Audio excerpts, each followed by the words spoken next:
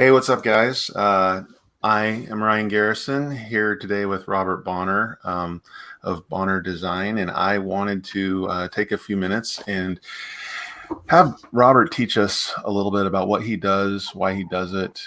My understanding, Robert, from seeing some of your work is that you do a really good job of taking houses that I would probably prefer to tear down and then making them nice and pretty and usable and bringing them up to the current century.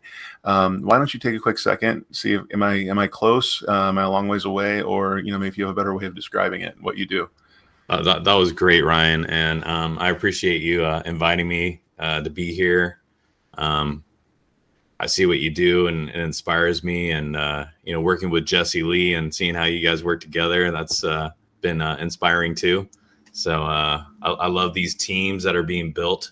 Um, but yeah, that's what we do. We help people save homes because I feel like as a human, we need to be saved and given a second chance too. I've been given second chances, and I feel like a lot of effort has been put into these homes.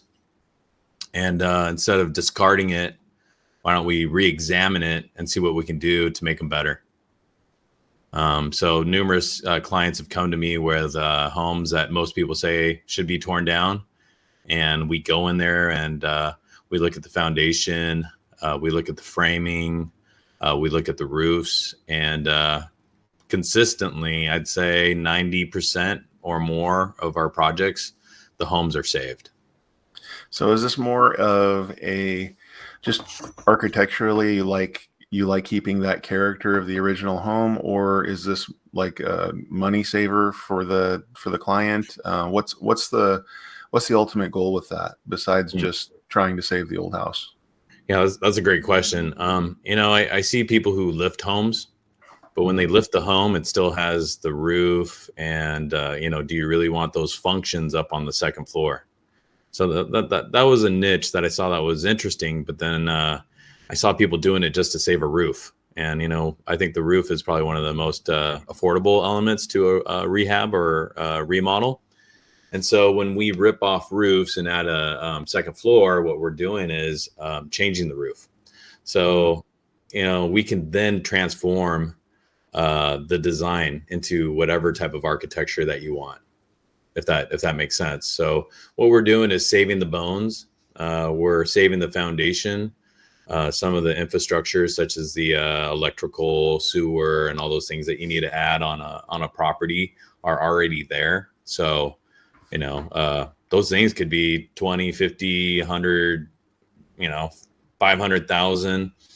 So to me, it didn't make sense when people were tearing things down and then throwing them into landfills. And it's out of karma, right? I feel like we're here to be stewards.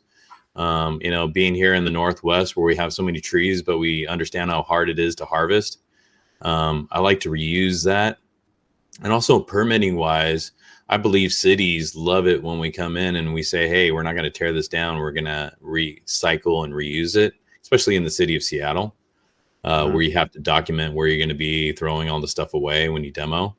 So that does help and save cost. And we have numerous examples too, where I've worked with investors, and at the end of the day, they have to list the project, and we're able to get ROIs equal to or more than new construction.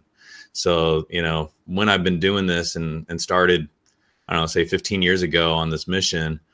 Maybe it's been more. I was talking with realtors to get their ideas, because at the end of the day, it's you who is going to sell it, right? And if it doesn't pan out, then why would we do it? Because sometimes it can be easier just to destroy the whole thing and throw it away and start new. But then I've heard that before, and then seen budgets go over 3 times. But so you're telling me right now that your budgets never go over on your rehabs? I'm not saying that they don't go over, but I mean, yeah, we actually have had a lot of success stories where Really? we're on target. Yeah. I thought that was just like a rule of thumb, like death, taxes, and rehabs going over. Yeah. I mean, it is true, but I'm there to be progressive in the sense that, I'm like a coach, so I go in there and I give them ideas and suggestions. When I get all the permits for my clients, it's so powerful because now they have an approved permit, and what contractor wouldn't want to build it? Right. So, I've worked with so many different contractors where I can say, hey, even like Jesse, right? Jesse and I started working on some projects, and he's helping people do the build.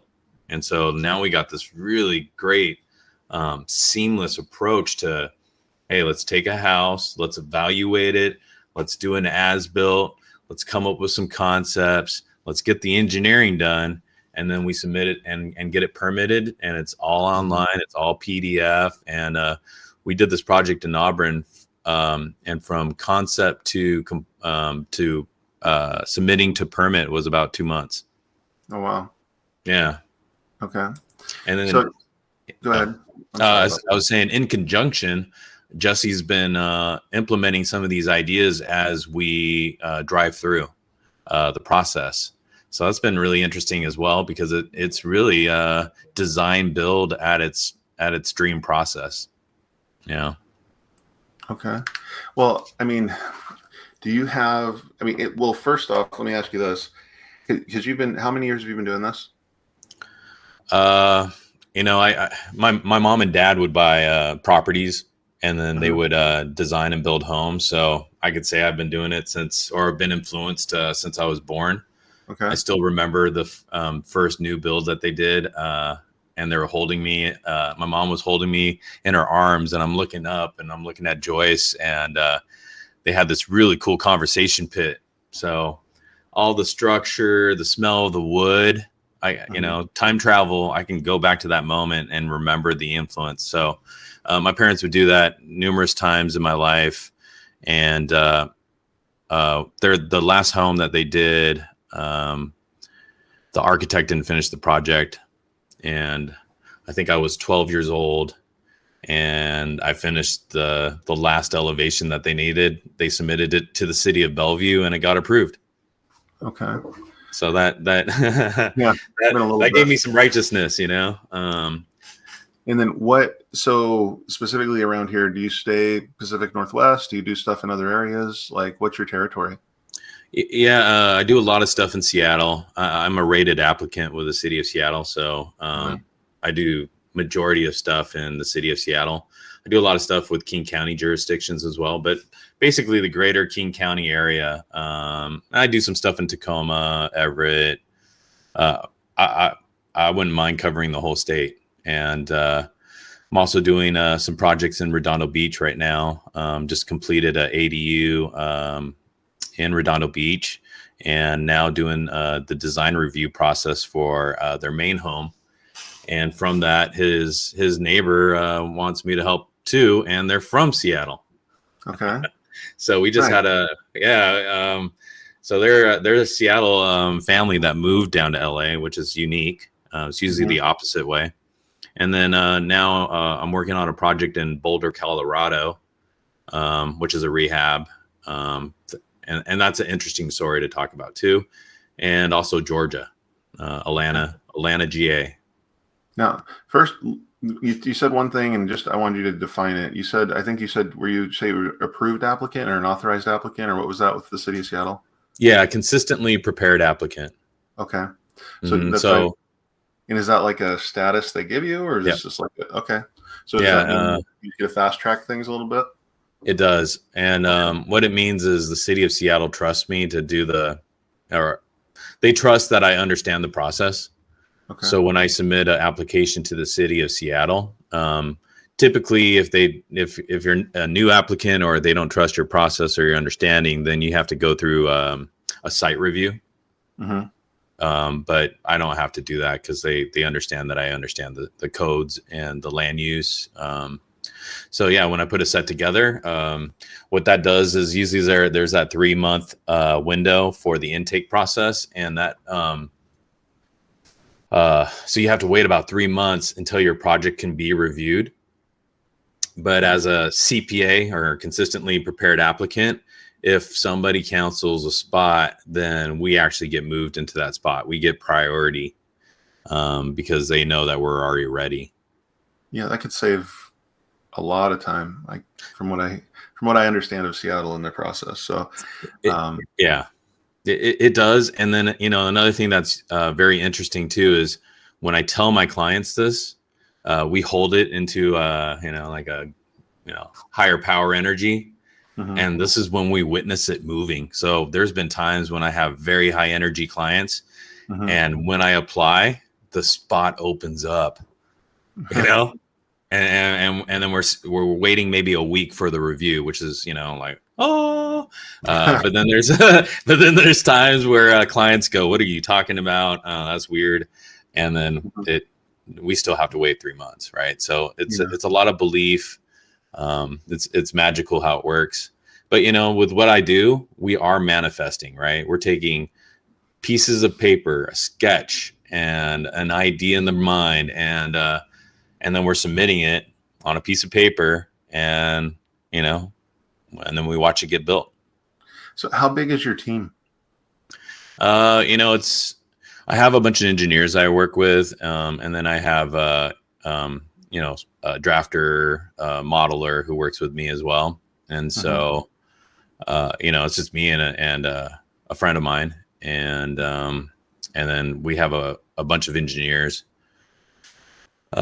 structural, soils, survey teams, and they are trusted departments or people, Okay. because I've had some permits before where we would be thrown into a loop, and I just didn't understand it. And then when I had meetings with the city, they basically told me they didn't trust the survey, or maybe they didn't trust the engineer for the structural. So I've made sure to have teams that they trust, so that way we can get an approval in a quicker manner or more seamless manner. So then basically you have to start over, get someone else to do it, pay someone else to do it again. Yeah, I mean, some of these clients actually did the surveys before me, and it's this one specific survey team. And I do a lot of steep slope ECA projects in the city of Seattle, which are very complex. And yeah, so they can't really tell you that this is the problem, but I could kind of hear from their lingo. The problem is he wouldn't, the company wouldn't call the top of the slope or the bottom of the slope. And we need these items so that way we can negotiate the setbacks. And so because we didn't have it, and they couldn't tell me that, directly. I mean, they're saying, hey, we need the top of slope. But whenever I would talk to this company, they'd say, yeah, we'll have it done. And it would never be done. And then I'd see it time and time again. And I was like, okay, all right, can't work with that guy, even if his prices are good. And, so that's the thing in the industry, right? People go, oh, I found this guy for this much, or I found this guy for that much. Okay, yeah, I get it. But I've done enough to know like the value and the worth, and I hold your hand through it. So I'm like a coach, right? I coach my clients through it.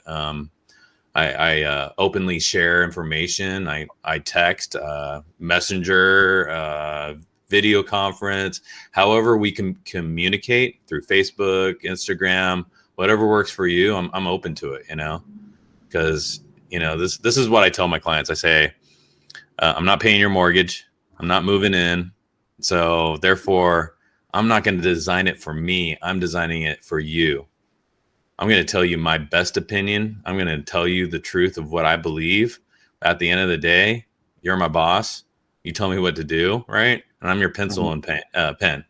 But if you really want the top ROI, you're going to realize what we can create within, right? Because the projects that I do with my mindset, that's where we get the highest dollar, right? The ones who are a little resistant and don't have the trust, then they don't, and consistently when we do great projects, these homes sell very quickly, because people are watching, people are talking about it, right? Because they can't believe this is being done. When people are bringing you in, what's the general price point of the homes that you're looking at, that you're doing and being involved in when they're selling?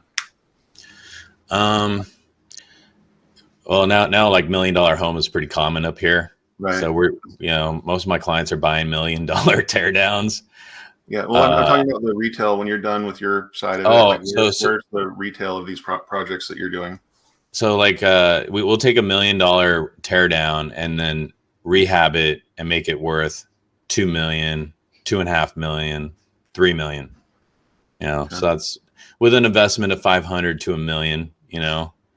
I also help in the construction management too, and that's truly when we get the highest dollar. Mm-hmm. Because I can draw all the drawings all day long, right? But if your contractor doesn't understand it and can't build it, then the details kind of look weird, right? Mm-hmm. But that's why I do the renderings and the 3D stuff, so that way we can see it at a quarter view. We can see how it looks when you're driving up to the house. Typical architecture elevations of a flat plane won't give you that understanding or feeling. But also with these 3D models, they're then used for the elevations, so you can then see the shadows and the depth and the colors. You just give it to a contractor and you say, "Hey, this is what it's going to look like," and it's pretty easy to see. But we don't have to spec out everything because really, at the end of the day, we just want it to look like that. And if you can make it look like that with a cheaper product or a better way of putting it together, I'm Mm-hmm. all for it. You know, I used to be a contractor, so that way I could understand how contractors work and Mm-hmm. how I could work better with them. And so that's what I consistently do.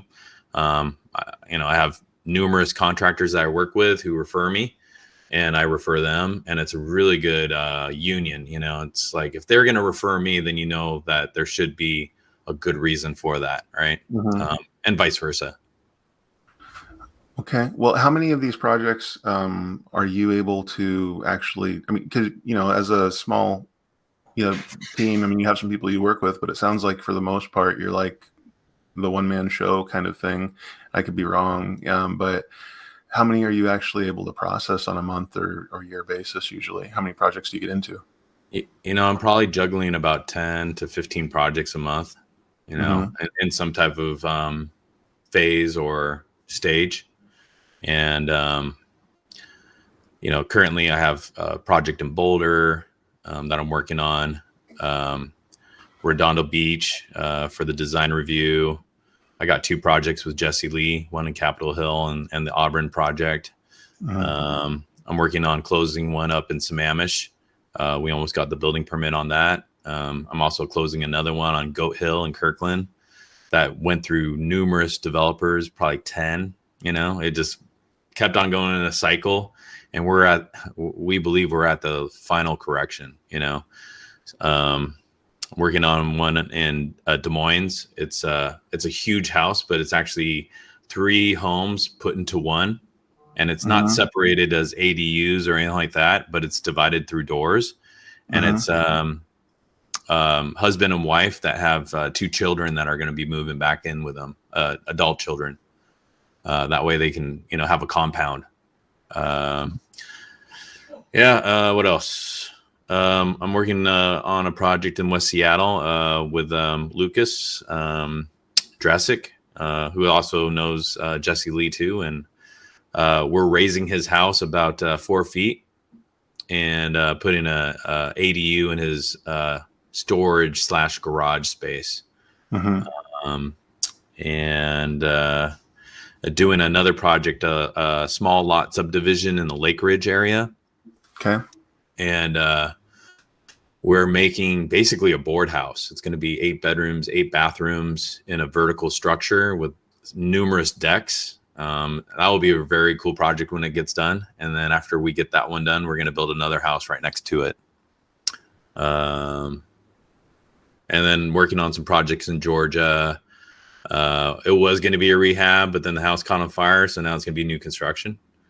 And then I have some clients that live in Georgia, but they bought some real estate over here in Seattle. That's how I met them, and Mm-hmm.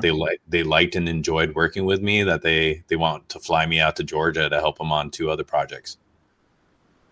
Okay. Yeah, yeah. Yeah. So you got in each of these projects you get into, they take 6 months to a year. It sounds like. I mean, it sounds like there's some time. So you must. I would assume you have to be selective in which ones you get into, and maybe even like turning people away from sometimes. I would assume. I So mean, like. Yeah, I mean, I love helping people. Mm-hmm. So, for example, a client reached out to me. Actually, a realtor reached out to me. Had a friend who got red tagged in Woodby Island, and Mm-hmm. they just didn't know what to do. Mm-hmm. And it was a really teeny project, but it was actually quite nice because a lot of my stuff takes a lot of time. Mm-hmm. And this one took, I think we did it in a week. Mm-hmm. With good success. He got the approved permit. And, the amazing thing from that was he was like, Robert, I really enjoyed working with you. I got this other project in Seattle that I've been working on. So a lot of times when people meet me, I'm like the third person they've met. Mm-hmm. They've gone through the whole process, and then at the end, they're just held in a stagnant pattern or Mm-hmm. stagnant point. So I like to close the deal. I like to follow through. My whole service makes sure that I can help you from concept to here you go. This is your approved permit. Mm-hmm. Um, so it is a process.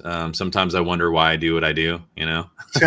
I don't have the patience for it. I know that. Like, I just don't. Yeah, nobody does. But Yeah. the thing that I see consistently is the value that we bring is quite phenomenal. Like, Mm-hmm. say for example, Redondo Beach, we have to go through design review before they approve the house, Mm-hmm. structurally, land use, all this other stuff, right? But through this process, we're kind of going through some of that as well. But I Mm-hmm. mean, a house in Redondo Beach of this caliber is probably going to be worth $3 to $4 million. Mm-hmm. And I think it's because they make it so difficult and hard because people then go, wow, how did you do that? Right. I have a Mm-hmm. project in Alki on Alki Avenue. It's 1766. And I get project leads from that house and I don't have no signs. So people have to go to the city of Seattle. Yeah. And find out who did it. And I landed a project from a professor in China from that. Uh-huh. This professor was driving on Alki, saw the house, fell in love with it, and he comes here regularly, every quarter. And so he Mm-hmm. called me up and said, "Hey, I love your design. Can you design me a house on Vashon Island? Mm-hmm. It's one of my best projects." And he kept on saying, "Oh, that's not Bonner enough. I want it more Bonner."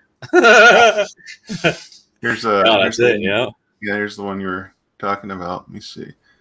And You know, so, yeah, yeah, that's the only picture that they have for some yeah, reason.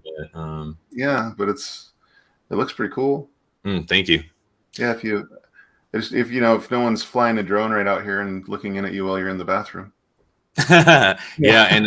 and actually that window was supposed to be onto the ground Uh-huh. because Oh, there's a vessel tub right there, okay.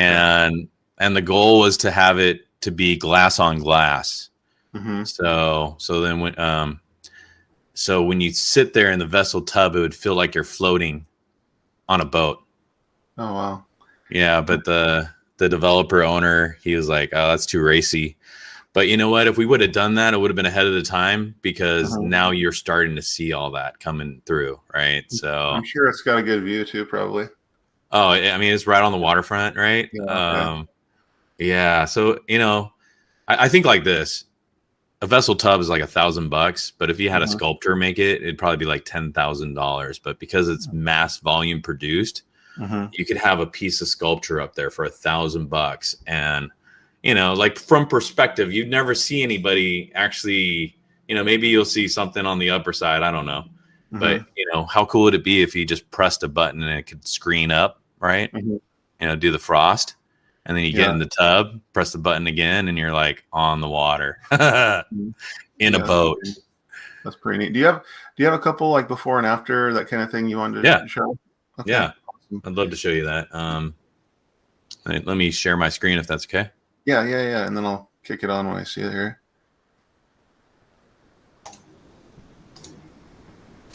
Let me see. Do you have it? I don't see one yet. I can show. Let's see. Wait, I Did think I that might work? have it. Maybe I think so. Here you go. How's that? Oh, yep. So this is kind of just a little slideshow here. But then you can click on these and then it expands. But this is a project I did with Jimmy Tang on Taft, and you can see the existing home here. And then there was a garage over here. And so what we did was, this is the back side of the home, but from the front side, I'll try to find a front side photo. But we made the existing home into the new garage. Okay.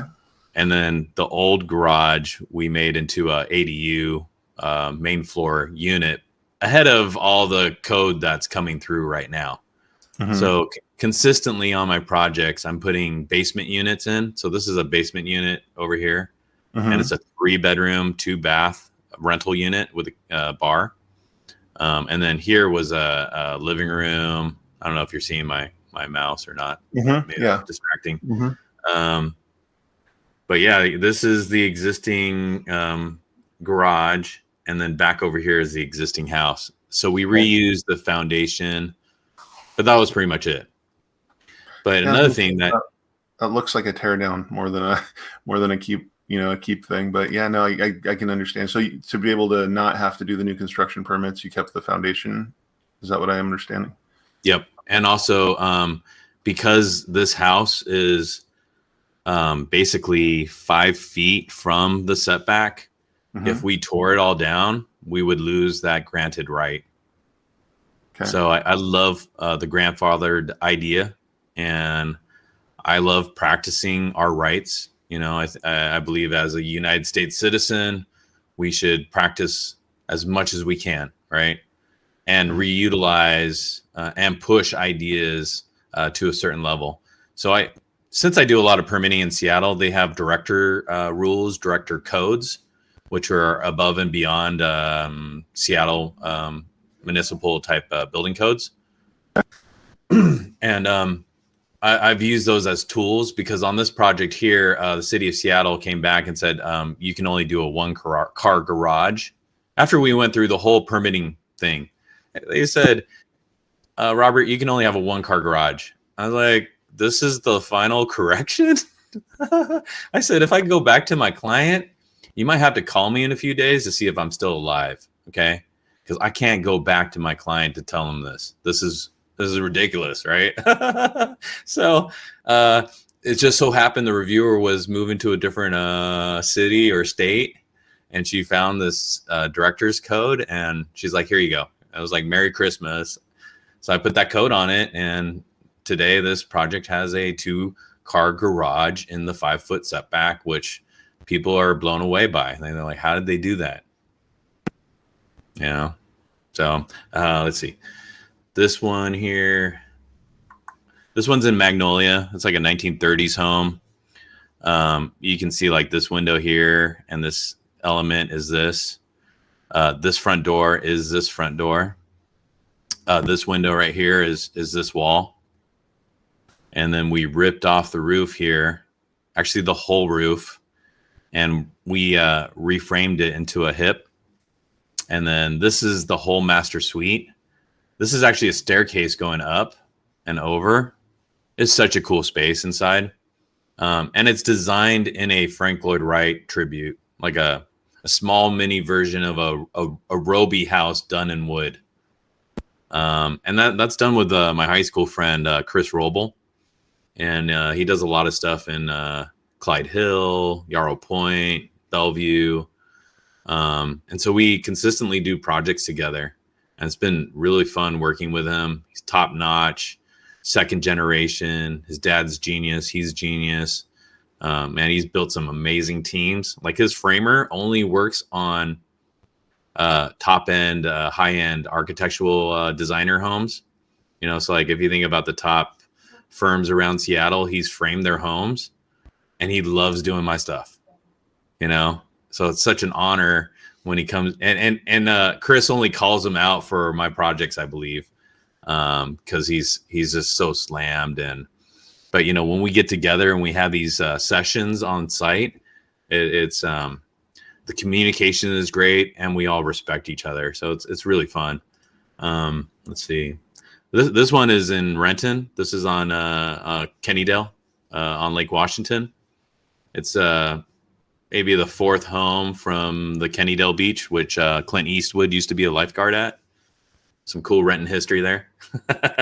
And this project went through several different owners because nobody could figure it out. I was on the planning commission of Renton at the time, and I was manifesting waterfront homes. That was the dream.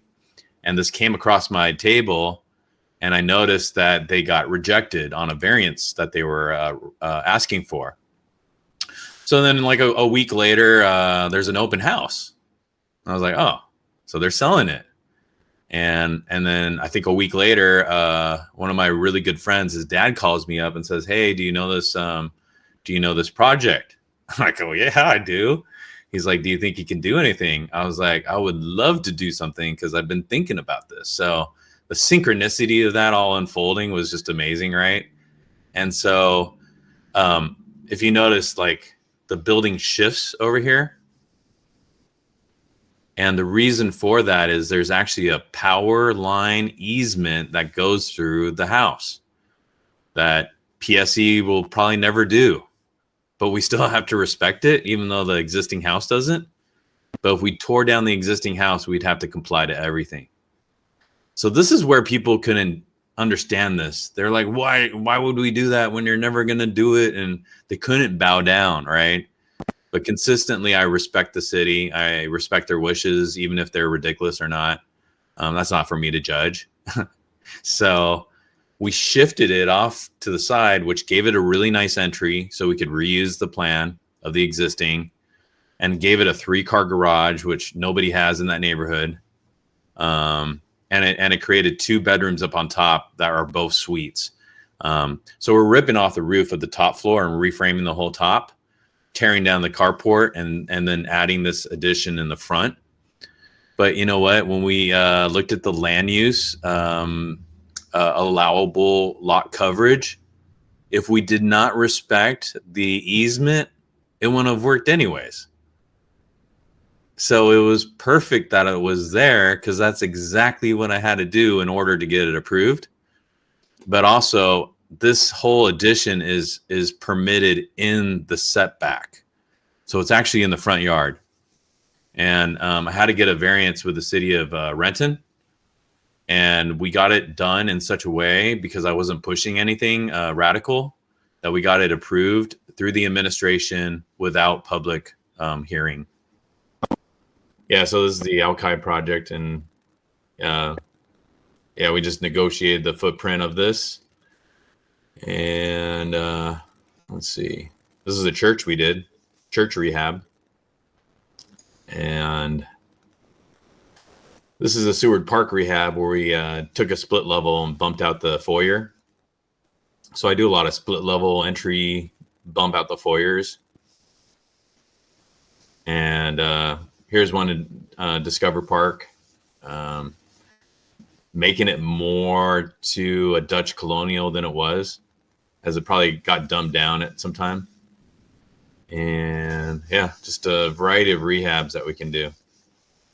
This one's on Renton Hill, and we ripped off the roof on the back portion.